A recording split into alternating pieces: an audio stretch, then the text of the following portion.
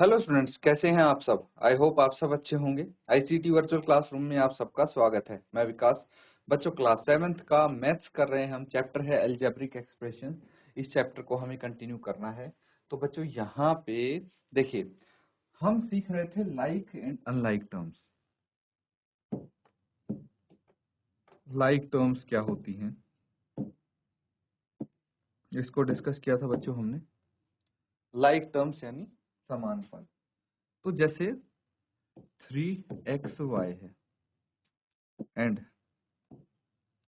4xy है, तो ये दोनों लाइक टर्म्स होंगी। लाइक टर्म्स कौन सी होती हैं? जिनके एल्जेब्रिक कोएफिशिएंट्स समान होते हैं, इक्वल होते हैं, वो होती हैं लाइक टर्म्स। ठीक है, जैसे 4a प्लस 10a। तो ये दोनों इसमें क्या है, लाइक टर्म है, क्योंकि इनका जो वेरिएबल है वो कितना है, a है, सेम है। अगर मैं ऐसे लिखूंगा कि 4a प्लस 7b, तो ये अनलाइक टर्म्स होंगे, असमान पद। ठीक है, क्यों? क्योंकि इनके जो वेरिएबल्स हैं वो अलग अलग। समझ गए ना, बेसिक सी चीज है। तो क्वेश्चन इसमें करेंगे, कुछ क्वेश्चन है बच्चों। यहाँ पे क्या बोला गया है,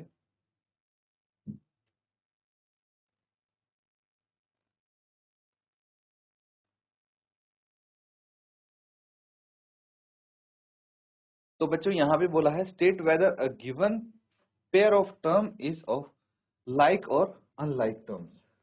तो यहाँ पे पेयर दिया गया है, आपको बताना है कि वो पेयर है जो है वो लाइक टर्म्स का पेयर है या अनलाइक टर्म्स का। नोट करके इनको आंसर बताएंगे इसका।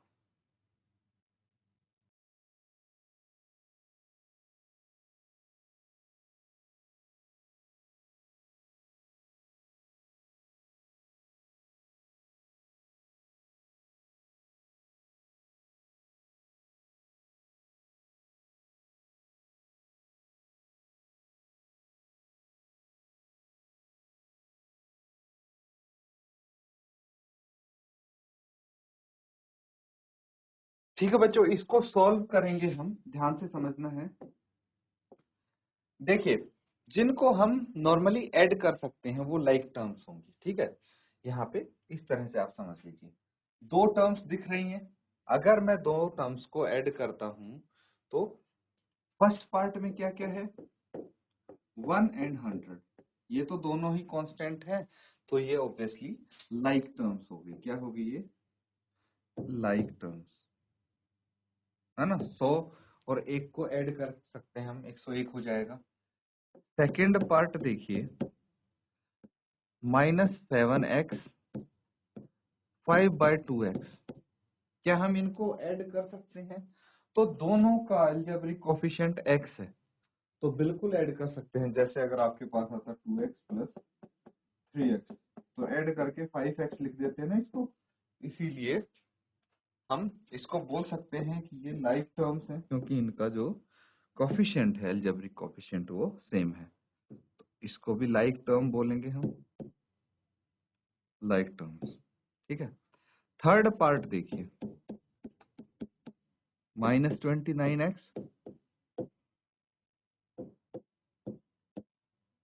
और -29y।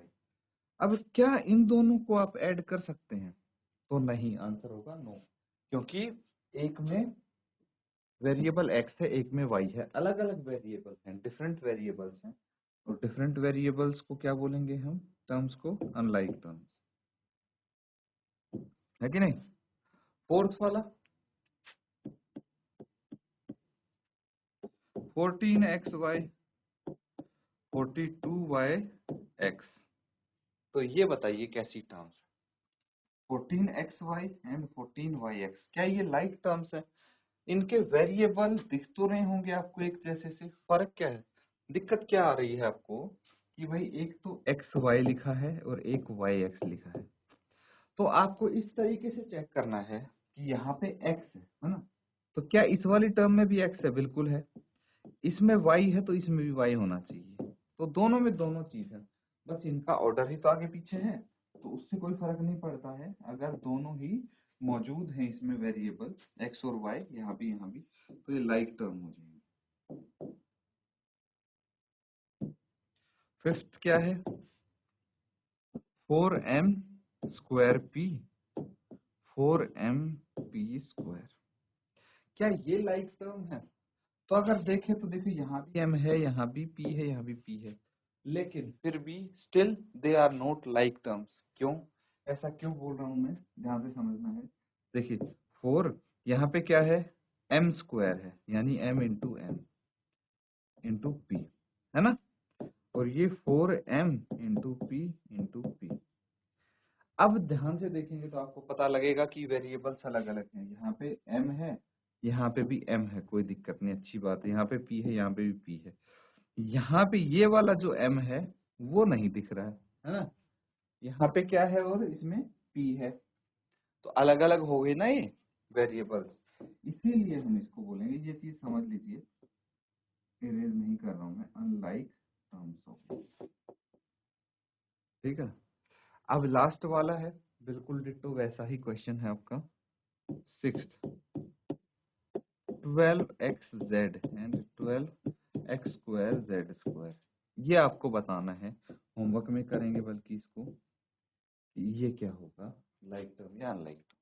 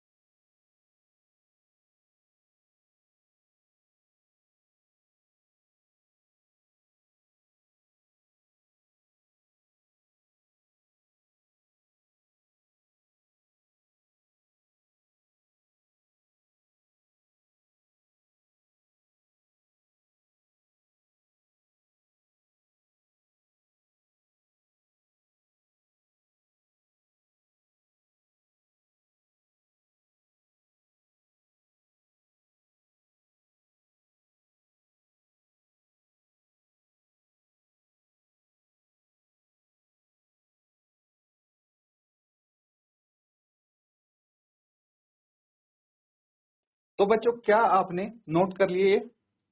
अब देखिए आगे कुछ और हम क्वेश्चन समझने की कोशिश करते हैं।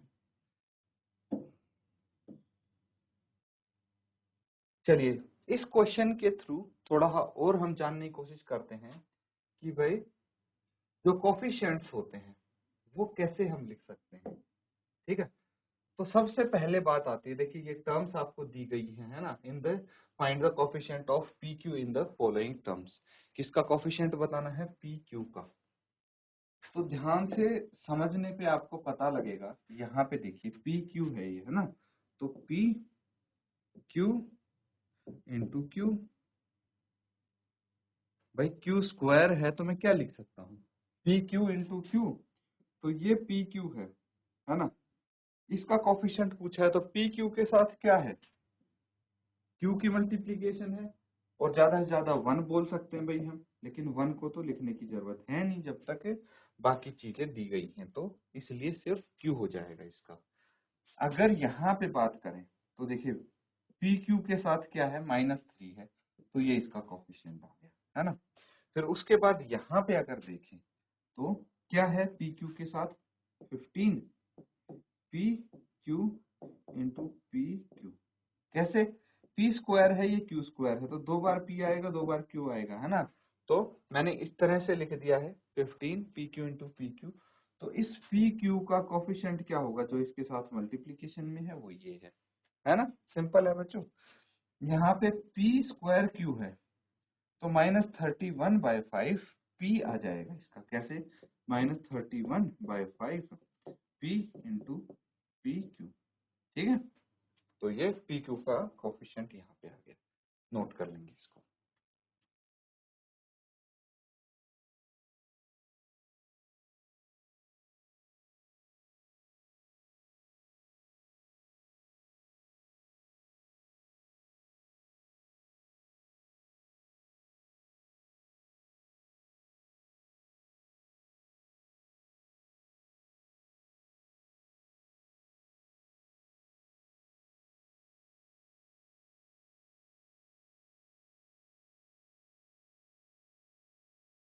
ठीक है बच्चों, सबने कर लिया है नोट डाउन।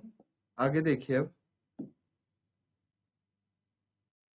अब हम जो एक्सप्रेशन है हमारी उसको क्लासिफाई करेंगे नंबर ऑफ टर्म्स के आधार पे। मतलब जो पद हैं, कितने पद हैं किसी एक्सप्रेशन में, उसके आधार पे इसको क्लासिफाई करेंगे, इनको अलग अलग समझने की कोशिश करेंगे।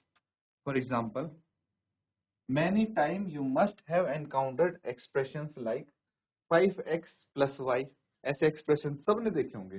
2xyz, 3x² etc. Do you know what are they called and how are these expression classified? इनको कैसे क्लासिफाई करते हैं?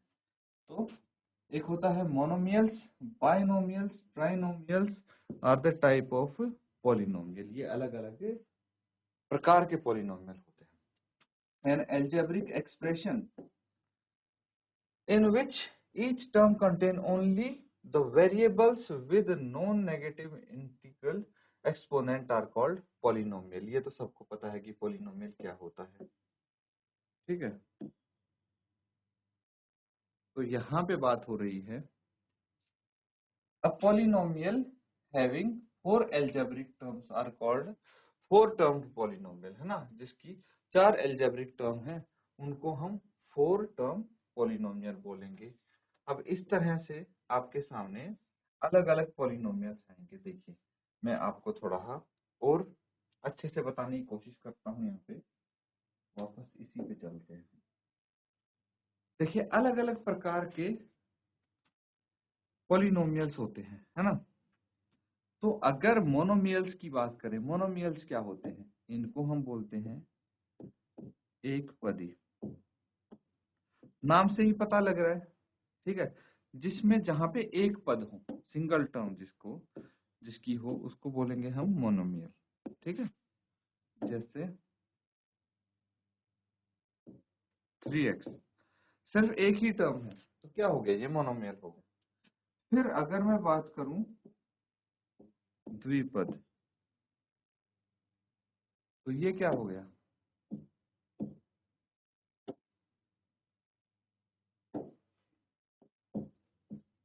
द्विपद दो पद जिसके हों, टू टर्म्स वाला, जैसे 4x plus 9y, ठीक है। तो ये दो पद वाला पॉलिनोमियल हो गया। ट्राइनोमियल्स यानी त्रिपद, तीन पद जिसमें हो, जैसे 4x plus 3xy plus 9, क्या है? तीन पद हैं इसमें। तो ये हो गया ट्राइनोमियल। इस तरह से आप इनको अलग अलग टाइप के पॉलिनोमियल्स में, और तीन से ज्यादा हो तो उसको पॉलिनोमियल बोल लेंगे। अब क्वेश्चन देखिए, इस क्वेश्चन को हम यहाँ पे करने की कोशिश करेंगे। क्या बोला गया है? Separate monomials, binomial, trinomial from the following polynomials. तो ये किस तरह का पॉलिनोमियल होगा, ये आपको यहाँ पे पता करने हैं कि भाई कौन से किस तरह के पॉलिनोमियल होंगे। तो कैसे कैसे हो सकते हैं? Monomial, binomial, trinomial. तो सबसे पहले की बात करेंगे expression containing only one term. यही बताया था मैंने, जिसमें सिर्फ एक पद हो, है ना, एक पदी, उसको क्या बोलते हैं? मोनोमियल्स बोलते हैं, यानी एक पदी। तो यहाँ पे सिर्फ एक टर्म किसकी है? एक तो ये हो गया एक टर्म वाला, और कोई आपको दिख रहा है? एक और है यहाँ पे एक टर्म वाला, ये दोनों ऐसे हैं जिनमें सिंगल टर्म है ना। ये 16 है, ये -20x² y² z²। इनके बीच में ना तो देखिए हमने ऐड किया है टर्म्स को, कुछ नहीं, सिंगल टर्म है ये। तो ये क्या हो गए? आपके मोनोमियल हो गए। उसके बाद ऐसे ही बाइनोमियल और ट्राइनोमियल भी हम इसमें से फाइंड आउट करने की कोशिश करेंगे। नोट करके बाकी को सॉल्व कीजिए।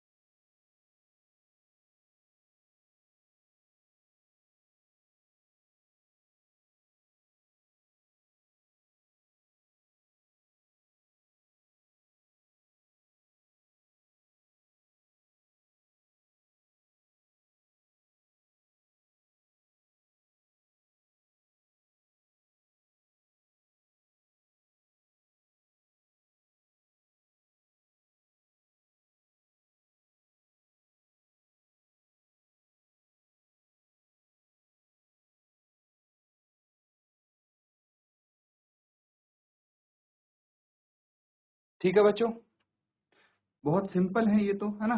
इसमें क्या करेंगे आप, पता करना है कि बाइनोमियल कौन से हैं यहाँ पे। तो बाइनोमियल पता करेंगे आप, कैसे पता करेंगे, जिसमें दो टर्म हो। जैसे फर्स्ट वाले में क्या है, दो टर्म है, तो ये बाइनोमियल हो गया, एक x है एक 7 है। फिर दो टर्म, इसमें भी दो टर्म है, क्या क्या है, x² - 3। फिर और दो टर्म किसमें है, इसमें भी दो टर्म है, ये देखिए 6xy² - 2x²y।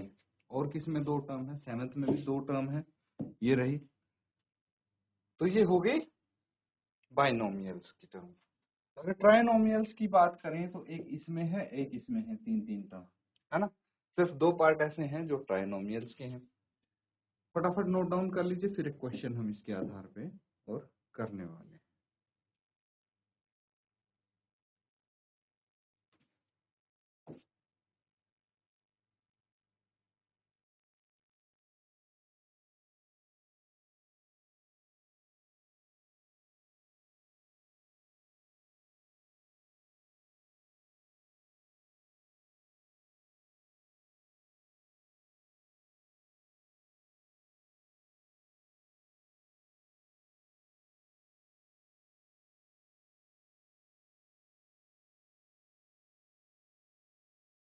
ठीक है बच्चों, अब एक क्वेश्चन देखिए,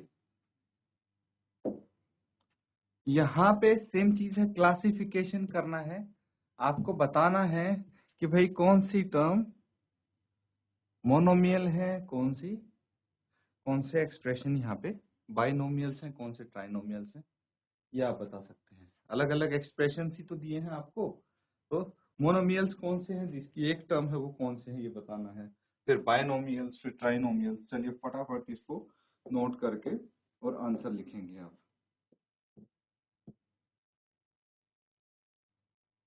मोनोमियल्स है ना, एक पदी। फटाफट सबसे पहले ये लिख लेंगे।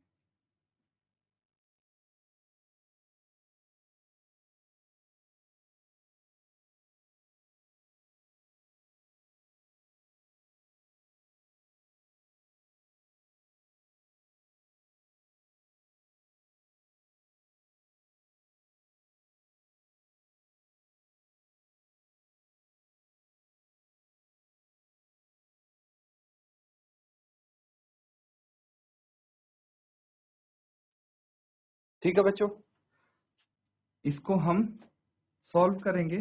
तो यहाँ पे जो पार्ट्स हैं, कौन सा है, जैसे सेकंड पार्ट देखिए, सिर्फ मुझे एक टर्म यहाँ पे दिख रही है, तो ये क्या हो गया, मोनोमियल। उसके अलावा फोर्थ पार्ट में देखिए, ये भी एक मोनोमियल हो गया। फिर इसके अलावा और क्या है, एट्थ पार्ट 7mn। और कोई, आई थिंक इतने ही हैं यहाँ पे जो एक एक टर्म। टिक कर देता हूं मैं, ताकि फिर कंफ्यूजन ना हो कि भाई ये तो मोनोमियल्स हो गए, है ना। बाकियों में अब सर्च करना पड़ेगा हमें। अगर मैं बात करूं अब बाइनोमियल्स की,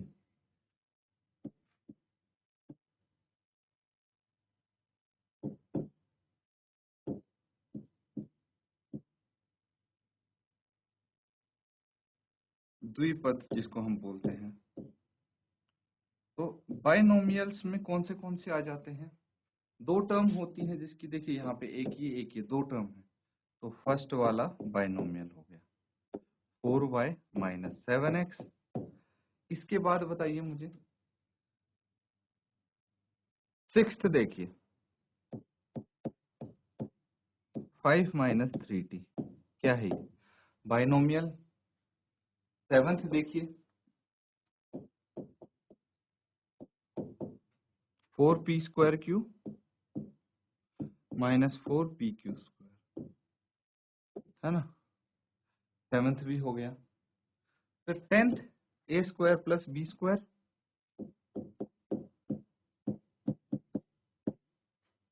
टेंथ के बाद और क्या है, 11th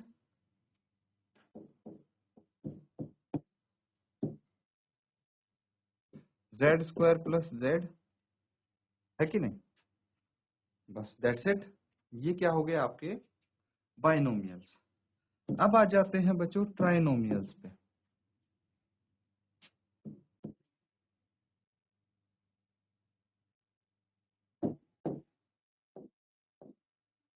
तो ट्राइनोमियल्स जो बच गए वो ट्राइनोमियल्स होंगे, जैसे ये 3 टर्म है इसमें, थर्ड वाले में लिख लीजिए x plus y minus x y. और कौन सा है जिसकी 3 टर्म है, फिफ्थ है ए बी माइनस बी, ठीक है। और कौन सा है, ये भी 3 टर्म वाला है, ninth z square minus 3z plus 8। और ये भी 3 टर्म वाला है ना, 12 1 plus x square. That's it, note कर लेंगे।